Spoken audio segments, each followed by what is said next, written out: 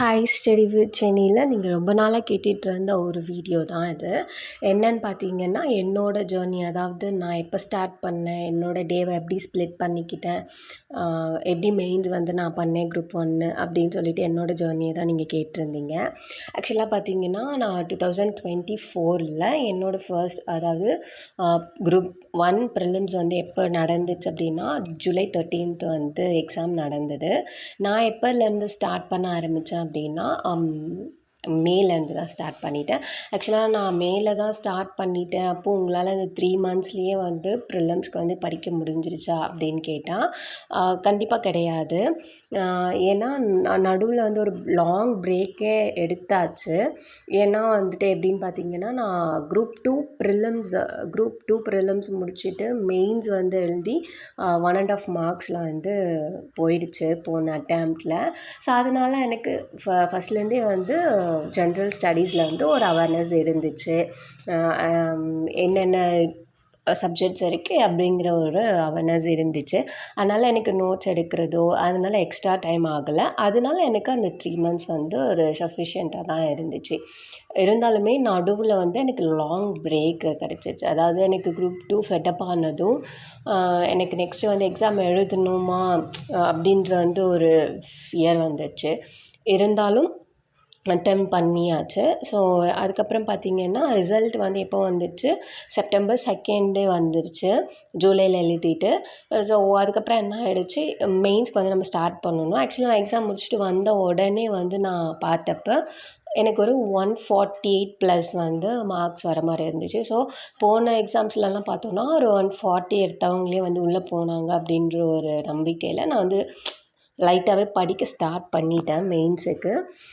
அதுக்கப்புறம் பார்த்திங்கன்னா, மெயின்ஸ் எப்போ நடந்துச்சு, டிசம்பர் 10லேருந்து 13க்குள்ளே நடந்துச்சு. ஸோ என்னோடய மெயின்ஸ் ப்ரிப்பரேஷனும் எப்படி இருந்துச்சு அப்படின்னா, ஃபுல் ஃபோக்கஸ்டாகவே உட்காந்துட்டேன். அதாவது ரிசல்ட்டுக்கு அப்புறமா என்னோடய ப்ரிப்பரேஷன் ஸ்ட்ராட்டஜி அப்படின்னு பார்த்திங்கன்னா, நான் இந்த 3 months வந்து என்னென்ன படித்தேன் அப்படின்னா, நான் யூனிட் ஃபர்ஸ்ட், அதாவது சயின்ஸ் எடுத்துக்கிட்டிங்க அப்படின்னா, நான் சயின்ஸ் வந்து 6th to 12th வரைக்கும் ஸ்கூல் புக்ஸை வந்து படித்தேன். அதாவது சயின்ஸ் நான் எப்படி படிப்பேன் அப்படின்னா, நான் எல்லாத்துக்குமே இம்பார்ட்டன்ஸ் கொடுக்க மாட்டேன். எனக்கு இம்பார்ட்டன்னு தெரிஞ்சதை மட்டும் நான் பார்த்துட்டு, அதுக்கப்புறமா வந்து கரண்ட் அஃபேர்ஸில் வந்து சயின்ஸ் அண்ட் டெக்னு ஒரு செக்மெண்ட் இருக்கும் இல்லையா, அதில் சயின்ஸை வந்து நான் படித்தேன்.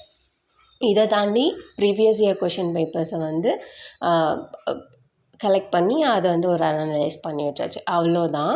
இதை தாண்டி நான் சயின்ஸ்க்கு வந்து படித்ததே கிடையாது. அண்ட் ஜியாகிரஃபி இன்னும் சொல்லப்போனால், நான் school books previous year question paper இந்த ரெண்டுத்தையும் தாண்டி வந்து நான் ஜியாகிரஃபிக்குமே எதுவுமே படிக்கல. அதுக்கப்புறமா வந்து பார்த்திங்கன்னா, ஹிஸ்ட்ரி சொல்லணும் அப்படின்னா, ஸ்கூல் புக்ஸ் ப்ளஸ் வந்து சுரேஷ் ஐஎஸ் அகாடமியில் வந்து கிளாஸஸ் இருக்கும், கனிமுருகன் சாரோட கிளாஸஸ். அந்த கிளாஸஸ் வந்து ஃபாலோ பண்ணி நோட்ஸ் எடுத்து வச்சு நான் அதை வந்து ஃபாலோ பண்ணேன்.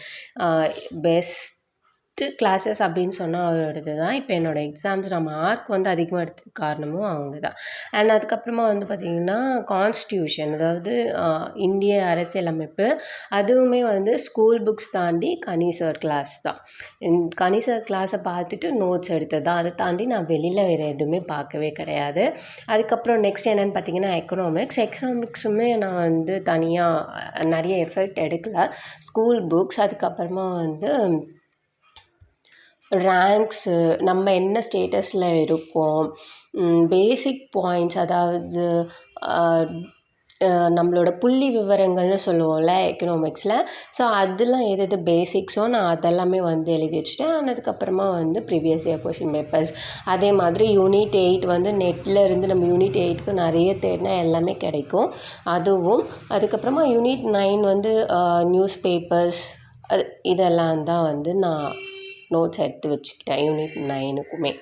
ஆனால் அதுக்கப்புறமா யூனிட் 9 என்னென்னா, நம்ம தமிழ்நாடை பற்றி ஃபுல் அண்ட் ஃபுல் நம்ம தெரிஞ்சுக்கணும். யூனிட் 9 அதுதான். ஸோ அதனால் நியூஸ் பேப்பர், யூடியூப் சேனல்ஸ், அந்த மாதிரி எனக்கு எங்கெல்லாம் பாயிண்ட்ஸ்லாம் கிடைக்குதோ எல்லாத்தையுமே நான் எடுத்து வச்சுட்டேன். ஐஎன்எம்னு பார்த்திங்கன்னா, நம்ம லீடர்ஸை ஃபோக்கஸ் பண்ணிடணும். எல்லா லீடர்ஸையும் ஃபோக்கஸ் பண்ணிட்டோன்னா அதுவே நம்மளுக்கு நிறைய நோட்ஸ் இருக்கும். அதுக்கப்புறமா ஸ்கூல் புக்ஸ், அவ்வளோதான். நான் ஐஎன்எம் வந்து பார்க்கல. அதுக்கப்புறம் என்னோடய ப்ரிலிம் ஸ்ட்ராட்டஜி எப்படி இருந்துச்சு அப்படின்னா, இப்போ தான் வந்து என்னென்ன சப்ஜெக்ட் சப்ஜெக்ட்க்கு எவ்வளோ உள்ள வெயிட்டேஜ் இருக்குது அப்படின்னு சொல்லி கொடுத்துட்றாங்க. இதுக்கு முன்னாடி அப்படின்னு பார்த்திங்கன்னா நம்மளே வந்து ஒரு அனலைஸ் பண்ணி எடுத்து வச்சுருப்போம் இல்லையா? அப்படி பார்த்திங்கன்னா பாலிட்டி, ஹிஸ்ட்ரி, ஐஎன்எம் இந்த 3த்துக்குமே வந்து நான் நல்ல வெயிட்டேஜ் கொடுத்துருந்தேன். அதாவது அதுலேருந்து எந்த கொஷின் கேட்டாலும் நம்ம மிஸ் பண்ணக்கூடாது அப்படின்ற மாதிரி. யூனிட் 8 அண்ட் 9 வந்து நம்மளால் யோசிக்கவே முடியாது எங்கேருந்து கொஷின்ஸ் கேட்பாங்க அப்படின்னு. அதுக்கு ஒரு மினிமம் வெயிட்டேஜ் கொடுத்துருந்தேன். அண்ட் எக்கனாமிக்ஸ் இந்த 3 விஷயத்துக்கு வந்து நம்ம அவ்வளோவா வந்து டைம் கொடுக்கவே தேவை கிடையாது. ஏன்னா 140, 160 தான் நம்மளோட டார்கெட்டாக இருந்ததுனால. அதுக்கடுத்து மேக்ஸ் வந்து என்னோட எவ்ரிடே காம்பசிஷனே கிடையாது மேக்ஸ்க்கு. அதே மாதிரி மெயின்ஸ் வந்து பார்த்திங்கன்னா ப்ரீவியஸ் இயர் கொஷின் பேப்பர்ஸ் எடுத்து என்னென்ன ஆங்கிளில் கொஷின்ஸ் கேட்குறாங்க அதை எல்லாத்தையும் பண்ணிவிட்டு டெஸ்ட் ப்ராக்டிஸ் நான் நிறையவே பண்ணேன். டெஸ்ட் ப்ராக்டிஸ் வந்து நான் வந்து எந்த அகாடமி அதெல்லாம் கேட்காதீங்க. நான் ஃப்ரீ டெஸ்ட் பேட்சஸ் மட்டும்தான் Abdul Kalam APJ free test batch, Suresh IAS அகாடமியில் வந்து எக்ஸாமுக்கு கிட்ட ஃப்ரீ டெஸ்டஸ்லாம் போடுவாங்க. அதே மாதிரி டாஃப்லேயுமே வந்து நிறைய ஸ்டேட் லெவல் எக்ஸாம்ஸ்லாம் நடத்துவாங்க ஃப்ரீயாகவே. அதாவது ₹100, ₹50 வந்து என்ட்ரன்ஸ் ஃபீஸ் மாதிரி கட்டிட்டு நம்ம எழுதிக்கலாம். அதுக்கப்புறம் கூகுளில் நிறைய இருந்துச்சு. இதுதான் என்னோடய ஜேர்னி. நீங்கள் கேட்கலாம், ஸ்கூல் புக்ஸ் மட்டுமே நீங்கள் படிச்சீங்களா? ஸ்கூல் புக்ஸ் மட்டுமே போதுமானதா அப்படின்னு சொல்லிட்டு. ஆக்சுவலாக எனக்கு வேறு எந்த புக்ஸுமே வந்து ஒரு அவ்வளோ கம்ஃபர்டபுளாக இல்லை. நான் வந்து எல்லாமே வந்து ஸ்கூல் புக்ஸ், அதுக்கப்புறமா சிலபஸில் இருக்க ஒரு வேர்டை எடுத்து நெட்டில் ஃபுல்லாக சர்ச் பண்ணி நோட்ஸாக எடுத்துப்பேங்க. இதுதான் என்னோடய ஸ்ட்ராட்டஜி.